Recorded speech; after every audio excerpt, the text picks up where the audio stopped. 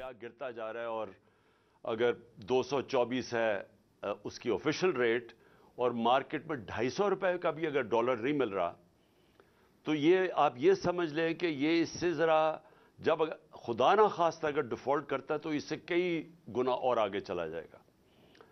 और मैं ये इसलिए अपनी कौम के सामने ये बात आज करना चाहता हूँ कि ये जो हमारे ऊपर चोरों का टोला मुसल्लत किया हुआ है, इनको इस चीज़ की फिक्र नहीं है, क्योंकि इनके जो लीडरान हैं, इन्होंने 30 साल से इस मुल्क से पैसा चोरी करके मुल्क से बाहर ले गए हैं। इनकी अरबों डॉलर की जायदादें और प्रॉपर्टीज बाहर पड़ी हुई हैं। अरबों रुपए नहीं, अरबों डॉलर्स की इनकी प्रॉपर्टीज बाहर पड़ी हैं। 30 साल से पैसा चोरी कर रहे हैं।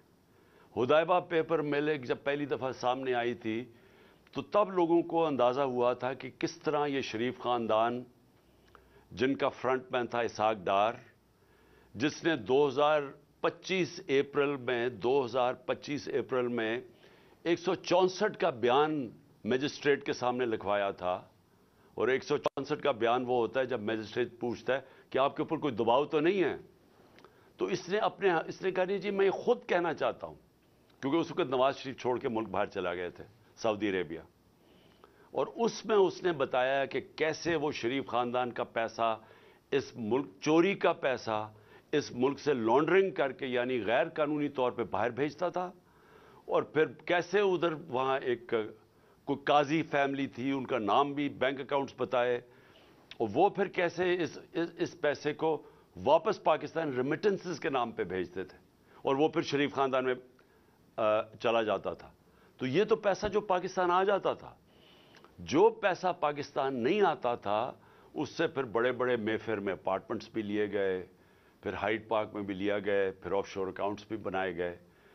तो ये आज से 30 साल पहले से गेम चल रही है। और इस मुल्क का पैसा चोरी किया, हुंडी हवाले से बाहर भेजा, जिस पैसे की जरूरत पड़ी वो पाकिस्तान मंगवा लिया।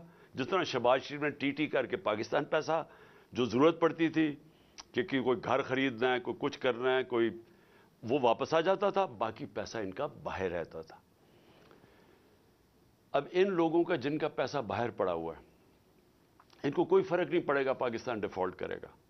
अगर हमारा रुपया गिरेगा तो इनका तो डॉलर में पैसा पड़ा हुआ है, इनको तो फायदा है, इसलिए इनको कोई फिक्र नहीं है जिधर पाकिस्तान जा रहा है।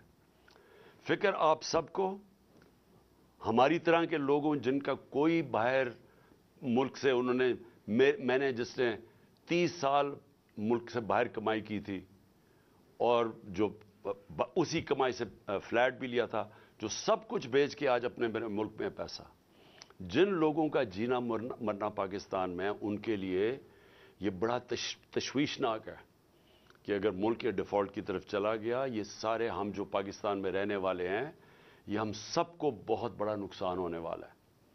इससे ये होगा कि कोई बाहर से इन्वेस्टमेंट पाकिस्तान में नहीं आएगी। जो हमारे अपने पाकिस्तानी भी पाकिस्तान में इन्वेस्ट करना चाहते हैं, वो क्यों अपने डॉलरों को रुपए में कन्वर्ट करेंगे जब रुपया गिरता जा रहा है और उनको खौफ है कि आगे और गिरेगा। तो किसी ने अपने वो डॉलरों में पैसा रखे, वो क्यों कारखाने लगाए, कोई क्यों प्रॉपर्टीज पाकिस्तान में लाए। तो इसके बहुत दूर के असरात पड़ेंगे, मनफी असरात हमारे मुल्क पे पड़ेंगे।